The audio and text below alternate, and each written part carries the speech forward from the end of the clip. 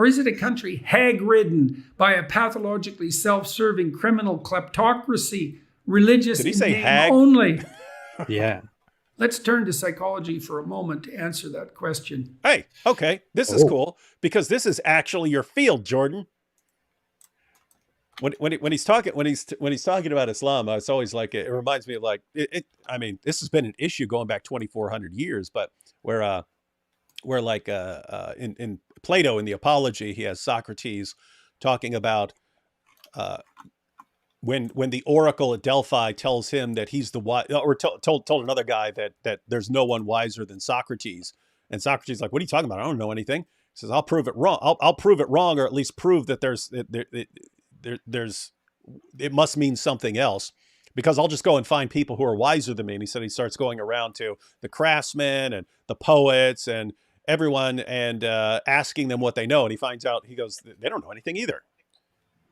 If you're a craftsman, you might know something about your craft, but everyone always makes the same mistake. Oh, I know this, therefore you should trust what I say on other issues. Yeah. And that's just stupid. And so that's kind of how it is with Jordan here. It's like, okay, you're an expert in psychology, very, very intelligent guy. You know some other stuff. You study the Bible very carefully and stuff to do things, but that doesn't mean you know what the heck you're doing when you're dealing with Islam, based on You don't know much about Islam. based on the 3 or 4 live streams you did. And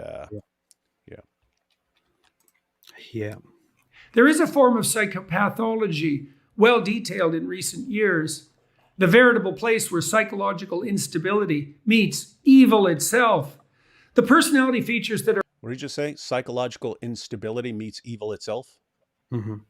Okay. part and parcel of that danger to integrated psyche and state alike first acquired the nomenclature of dark triad, a combination of Machiavellianism, instrumental manipulativeness and deceit, narcissism, inflated false self-esteem and desire for unearned attention and status, and psychopathy, a malignant mixture of criminal propensity, callousness, and parasitism. Everything he just said sounds like the Dawa community. Yeah. Yes. Yes. Yes. Absolutely. Yes. The dark triad traits were identified and measured by intellectual descendants of the Canadian Dr. Robert Hare, who spent his life assessing and endeavoring to understand the worst of the habitual criminals, responsible not only for the most barbaric and cruel of misdemeanors, but also for the vast majority of criminal acts. The famous Pareto principle of unequal distribution of talent and acquisition applies to the underworld as well.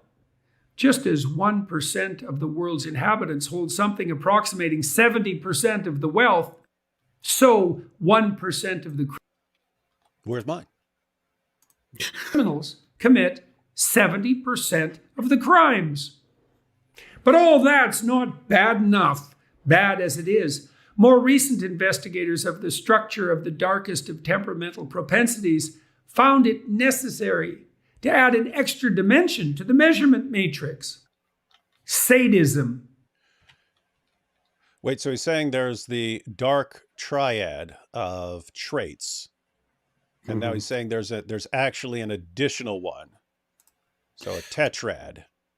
And the fourth one is sadism. Yeah. Okay.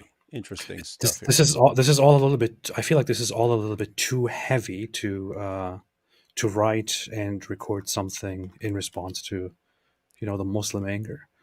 Yeah, it's you think they're watching this going, oh wow, he used a big bunch of fancy words that we don't understand at all, and we don't even understand what he's saying. But yeah, we'll let him slide for saying give him hell, Netanyahu. Yeah, he probably lost half of the audience that he's trying to address at this point. I have to say, sometimes I have to actually like stop and say, okay, what did he just say here? Because he used like 12 4+ syllable words in a row there. So what's he actually saying here? What's interesting is he is actually speaking coherently, and he's using this vocabulary because he's very well educated. This is actually called the curse of knowledge. Once you have absorbed this and you write articles using these terms, you don't know that it may be difficult for people who don't regularly use all those words. Okay, wait, what did he just say? Because that was a lot of big word. But you can notice he's actually communicating clearly, but on a very academic level. And you could just contrast this with like the Dawa guys who use a bunch of big words, but it's not because that's the language that is natural to them from work in academia. They're just like looking up words in a thesaurus to sound smart to their viewers, right? It's like very, very different stuff going on. And lots of times if you look up the words, they don't even know what you would find that they don't even know what they're talking about. They're not even using their words correctly. Yeah. Like Mohammed Jabi.